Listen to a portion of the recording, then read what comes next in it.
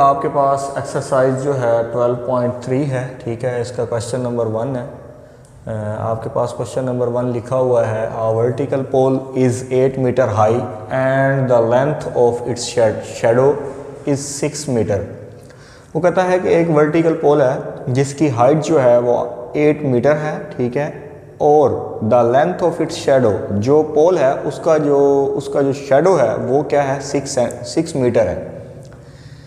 कहता है what is the angle of elevation, उसका एंगल ऑफ एलिवेशन क्या होगा सन एट दैट मूवमेंट, यानी कि उसका उस सूरज और उसकी मूवमेंट के साथ, यानी कि उसका क्या होगा, एंगल ऑफ एलिवेशन क्या होगा, सूरज का एंगल ऑफ एलिवेशन उस मूवमेंट के साथ, यानी कि उसका वो आपने बताना है।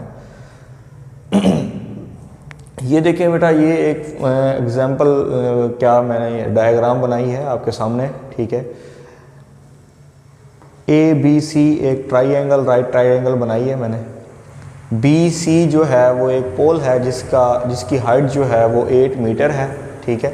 उसने बताया हुआ है कि उसकी हाइट 8 मीटर है। उस पोल का जो शैडो है वो क्या है, 6 मीटर है। तो ये पोल है तो ये शैडो होगा 6 मीटर, बेस होगी, यानी कि पोल की जो हाइट है वो परपेंडिकुलर है और जो शैडो जो है वो क्या है, बेस है। एंगल ऑफ एलिवेशन बताना है सूरज का उस मूवमेंट के साथ। तो बेस, ये परपेंडिकुलर ओवर बेस, परपेंडिकुलर दिया हुआ है और बेस दिया हुआ है आपके पास, ठीक है। परपेंडिकुलर और बेस को दोनों को यूटिलाइज करते हुए हम अल्फ़ा फाइंड कर सकते हैं। अल्फ़ा क्या है, एक एंगल ऑफ एलिवेशन है जिसको नाम दिया है अल्फ़ा का। परपेंडिकुलर ओवर बेस क्या होता है आपके पास, tan, यानी कि tan alpha is equal to B C divided by A B. अब बी सी आपके पास क्या है, 8 मीटर, और ए बी क्या है आपके पास 6 मीटर। तो 8/6 को जब हम सॉल्व करेंगे तो वो क्या हो जाएगा, 4/3। तो tan alpha is equal to, जब 4/3 को डिवाइड करेंगे उसका आंसर आएगा 1.33, यानी कि tan alpha is equal to 1.33। हमने अल्फ़ा फाइंड करना है, tan इधर आके क्या हो जाएगा, tan इनवर्स। तो alpha is equal to tan inverse 1.33। तो tan इनवर्स 1.33 की वैल्यू हम फाइंड आउट करेंगे तो आपके पास आएगा 53.12 डिग्री। तो ये आपने क्या फाइंड कर लिया, अल्फ़ा फाइंड कर लिया। इसी तरीके से क्वेश्चन नंबर इसका 3 है। क्वेश्चन नंबर 3 लिखा हुआ है आपके पास ब्लू कलर में। वो कहता है at the top of a cliff, यानी कि उसका जो टॉप जो पॉइंट है वो क्या है, क्लिफ का 80 मीटर हाई है, ठीक है। 80 मीटर हाई, यानी कि हाइट उसकी क्या है, 80 मीटर है, यानी कि परपेंडिकुलर आपके पास हो गया 80 मीटर, ठीक है।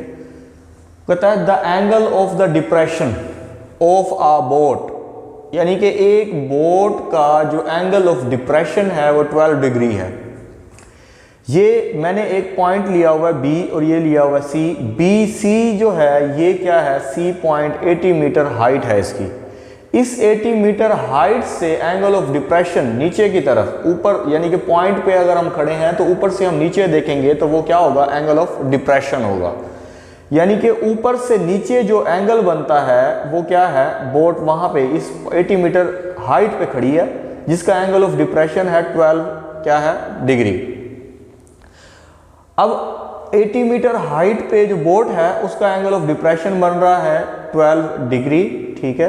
वो कहता है how far is the boat from the Cliff, यानी कि वो उस पॉइंट से जो बोट जो है वो कितने डिस्टेंस पे है, उस पॉइंट से बोट जो है, इस ए पॉइंट जो है वो कितने यानी कि वो डिस्टेंस पे है। तो इसका मतलब है कि हाइट दी हुई है, हमने क्या फाइंड करना है, बेस फाइंड करना है, ठीक है।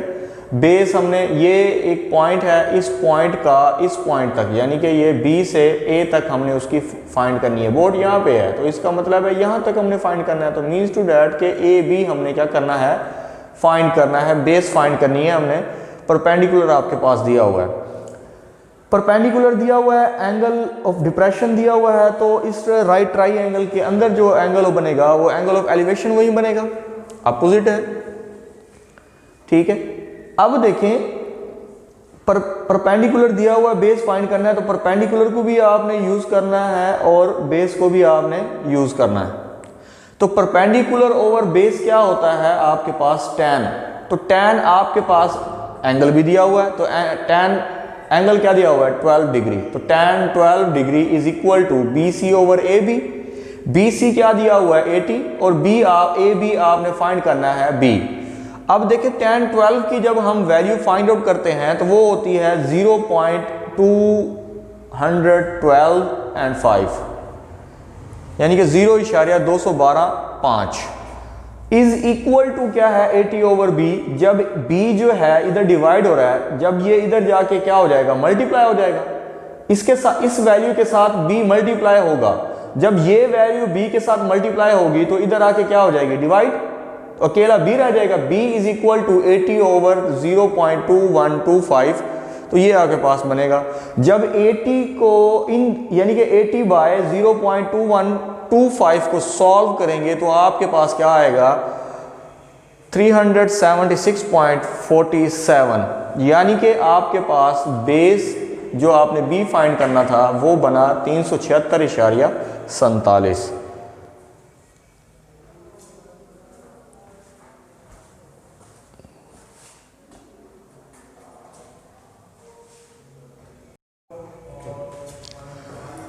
बेटा इसका एक्सरसाइज का 12.3 का क्वेश्चन नंबर 5 है।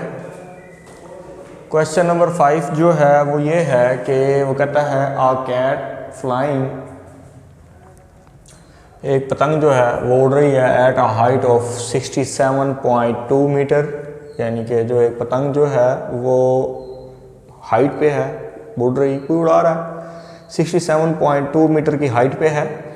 Is attach to a fully stretch string, जो पतंग जो है उसकी जो उड़ रही है जिसके साथ, वो डोर के साथ उड़ रही है, वो बिल्कुल स्ट्रेच यानी कि है खींची हुई जो डोर है, ठीक है, रस्सी भी डोर है।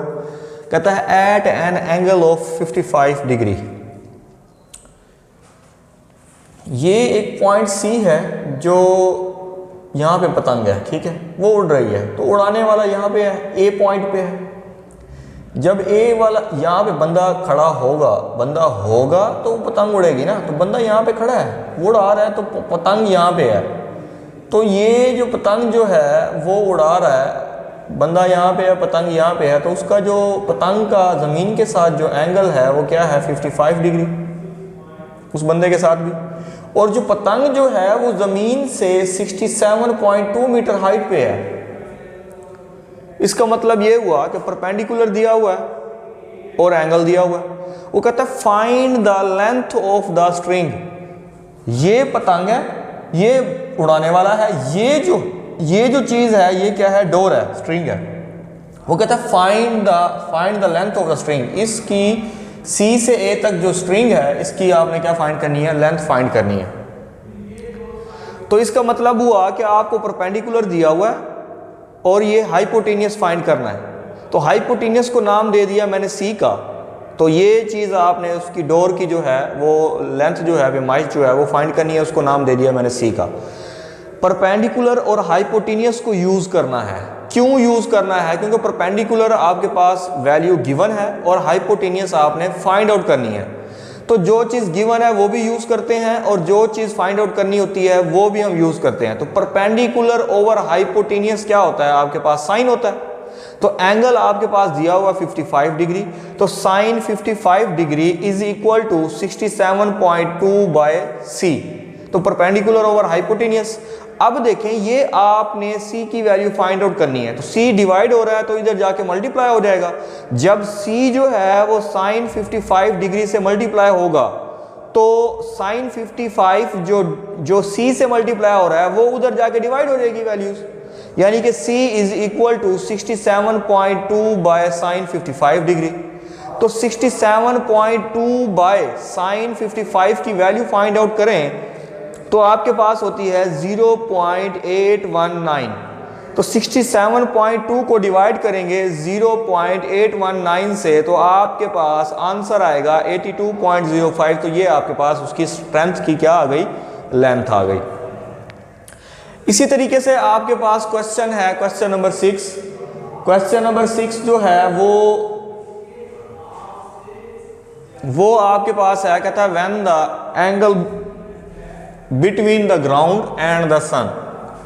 वो कहता है जब एंगल जो है, एक एंगल, कोई एक एंगल है, ठीक है, वो ग्राउंड और सन का, जो सूरज है, सूरज और ज़मीन के दरमियान जो एंगल है वो क्या है, 30 डिग्री। सूरज यहाँ पे है, फॉर एग्जाम्पल पॉइंट सी लिया, सूरज यहाँ पे है, उस सूरज का ज़मीन के साथ जो एंगल बन रहा है वो 30 डिग्री है, ठीक है। वो कहता है flag pole cast a shadow of 40 metre long. कहता है एक जो पोल है, ठीक है, फ्लैग का, उसका जो शैडो है वो क्या है, 40 मीटर है, शैडो साया। तो इसका मतलब है बेस। तो कहता है find the height of the top of the flag, यानी कि जो फ्लैग है, ये टॉप ऑफ द फ्लैग है पॉइंट सी, ठीक है, उसकी जो आपने क्या फाइंड करनी है, हाइट फाइंड करनी है। तो मीन्स टू डैट के आपने परपेंडिकुलर फाइंड करना है, बेस आपके पास गिवन है।